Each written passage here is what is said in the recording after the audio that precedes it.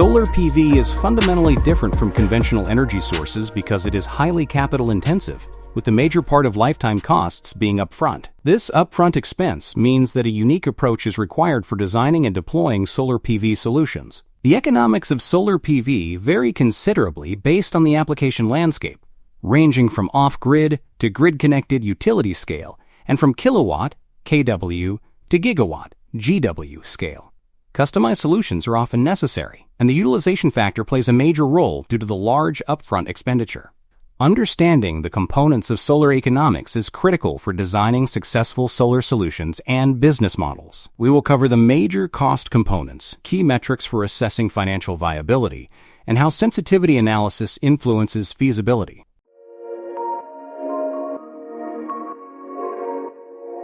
Project cost constitutes 50 to 75% of a solar project's lifetime expenses and is upfront in nature.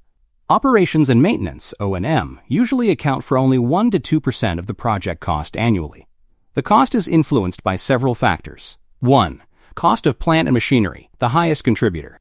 This varies based on the configuration, e.g., thin film versus crystalline modules, central versus string inverters, and the size of the plant, with larger utility-scale projects benefiting from economies of scale. 2. Cost of land, about 4 to 5 acres per megawatt needed. 3. Installation costs. 4. Soft costs, including design, licensing fees, interest during construction, and cost of fundraising. Project costs vary significantly by application.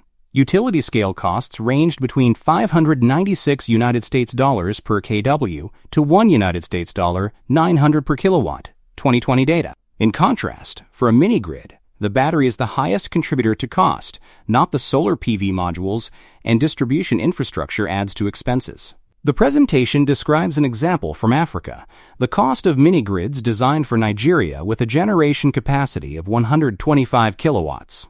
Projects are typically funded through 3 primary sources. Equity, sourced from developers or investors, which claims residual cash flow and carries the highest risk and expected return. Debt, usually term loans from financial institutions, with interest rate and repayment terms being major aspects. The project must generate enough money for debt service. Capital subsidy, provided by the government to reduce the project cost and improve overall economics, and which does not need to be repaid. Revenue is essential to assess project feasibility. For consumer-owned models, the revenue is the savings from using solar energy. For commercial models, revenue comes from the sale of energy to utilities and consumers. Developers can improve feasibility using additional revenue streams, such as the sale of surplus energy, carbon credits, and renewable energy certificates. Project viability is assessed using prominent metrics. 1.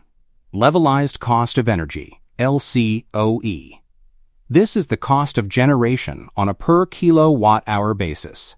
It is used by policymakers and regulators to compute solar tariffs. LCOE is calculated by discounting annual expenses, including project cost, interest, O&M cost, and return on equity and generation over the project life. The LCOE calculation represents a break-even analysis. 2. Equity IRR. This metric is crucial for equity investors as it estimates the return on their investment from the project's free cash flow. Investors require a minimum IRR to engage in solar PV projects. 3. Debt service coverage ratio, DSCR.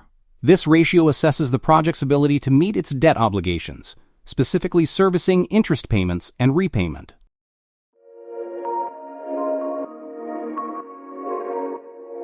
Governments provide tax incentives to developers to enhance project viability. These incentives commonly include tax credits, which can be tradable, a tax holiday, waiving income tax for initial years, and accelerated depreciation, allowing developers to book higher depreciation to reduce taxable income.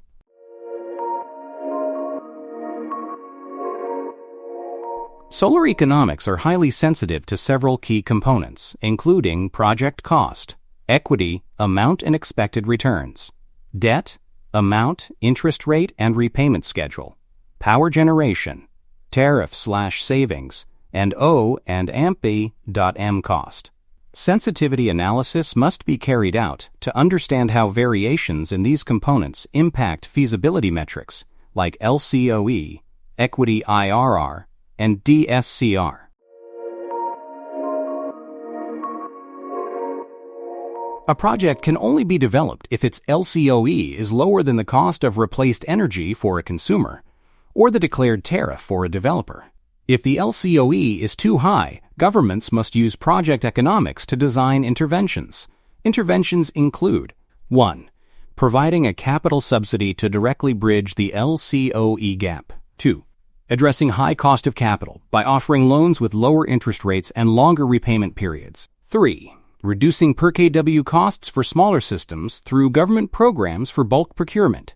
Thanks for going through and reading. Don't forget to like, share, and subscribe for more solar insights from I-SED Academy. Please go to I-SED Academy platform for detailed learning about solar technologies.